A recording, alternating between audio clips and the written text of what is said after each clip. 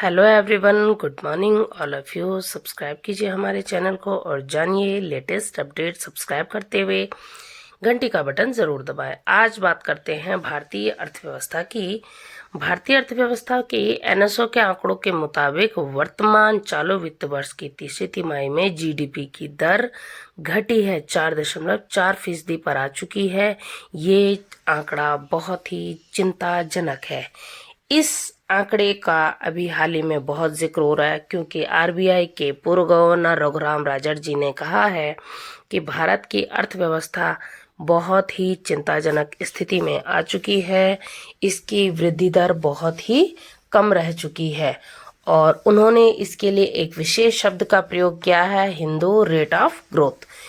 इसे अर्थव्यवस्था की भाषा में जब विकास की दर निचले स्तर पर पहुंचने लगती है तो उसे हिंदू वृद्धि दर का नाम दिया जाता है। और रघुराम राजन जी जो पूर्व आरबीआई गवर्नर है, उन्होंने इस शब्दावली का प्रयोग हाल ही में किया है कि Bharat Hindu rate of growth के पास पहुंचने वाला है।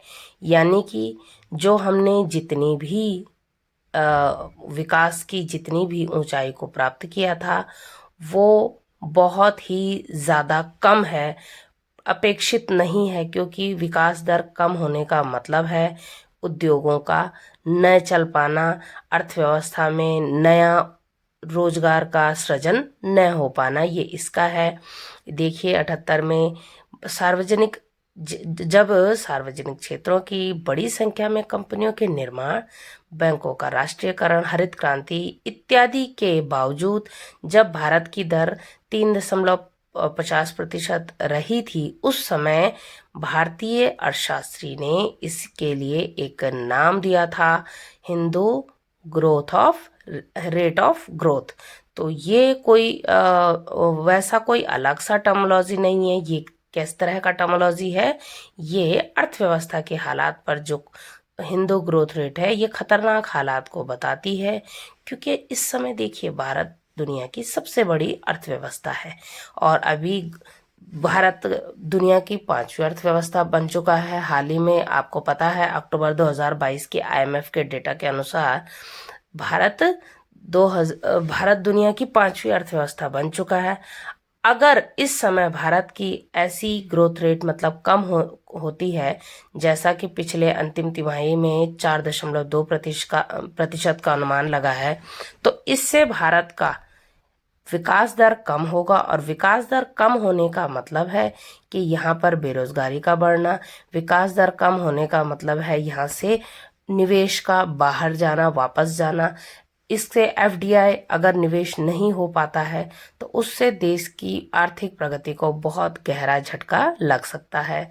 एनएसओ के आंकड़ों के मुताबिक वृद्धि दर दूसरी तिमाही जो जुलाई से सितंबर थी उसमें 6.3% थी, जो पहली और वहीं पहली तिमाही यानी कि अप्रोक्सीमेट अप्रैल से जो जून में जो पहली तिमाही आई थी पिछले आंकड़ों के मुताबिक, उसमें सरकार को बहुत बहुत तरह की चीज़ों का बदलाव लाना है नीतियों में। क्योंकि अगर नीतियों में बदलाव नहीं आ पाएगा तो समस्या हो जाएगी। देखिए पिछली तिमाही में 13.2% थी, उसके पिछले वित्त वर्ष में तीसरी तिमाही में वृद्धि दर 5.2% थी। यानी कि आपको अगर ठीक ठाक पता है तो 8% ऐसी वृद्धि दर केवल डॉक्टर मनमोहन सिंह के समय में थी और डबल डिजिट में जाने का सरकार ने लक्ष्य रखा था। लेकिन लक्ष्य से कुछ नहीं हो पाता है, लक्ष्य तो बोलने में क्या जाता है, बड़े बड़े लक्ष्य। यहाँ देखिए कि हमारे पूर्व गवर्नर ने इसमें चिंता जताई है। जीडीपी के आंकड़ों में उन्होंने कहा है कि सुधार होगा, लेकिन कैसे सुधार आपके और हमारे कहने से नहीं होगा। इसके लिए सरकार को बहुत ही कठोर और मजबूत कदम उठाने होंगे, सही समय पर सही निर्णय लेना होगा। समस्या ये है कि निर्णय अर्थव्यवस्था की गति से नहीं बन पा रहे। क्यों? एक तो हमारा फिजिकल डेफिसिट बढ़ रहा है। आपको पता है हम साउथ कोरिया से इतनी आयात में, अब आज तक हम केवल चाइना के साथ आयात में हम आयात ज़्यादा करते थे, लेकिन इस समय वर्तमान में तो हम साउथ कोरिया से भी ट्रेड डेफिसिट झेलना हमने स्टार्ट कर दिया है।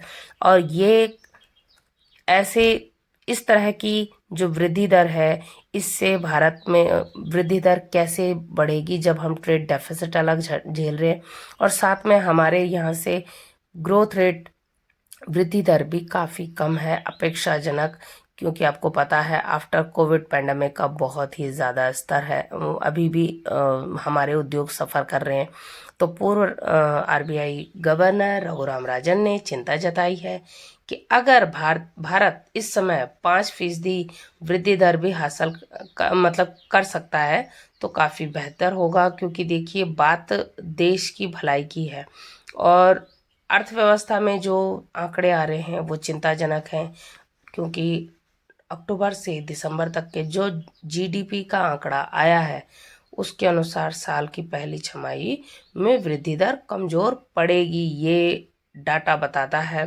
और आपने देखा भी होगा आफ्टर कोविड आपने बाज़ार में जो चहल पहल जो पहले हुआ करती थी वो नहीं है। वो हर सेक्टर में लगभग हर सेक्टर को इससे नुकसान झेलना पड़ा है और इस समय तो 4.2% वृद्धि दर का अनुमान जताया गया है वर्तमान में, यानी कि काफ़ी कम, 5 से भी कम। और जबकि बजट में तो सरकार ने वृद्धि दर का अनुमान काफ़ी अच्छा लगाया है, पर अब देखते हैं, क्योंकि इतनी वृद्धि दर अगर होली का महीना है, अगर इस समय उद्योगों को कुछ सहारा मिलता तभी जाके चल पाएंगे।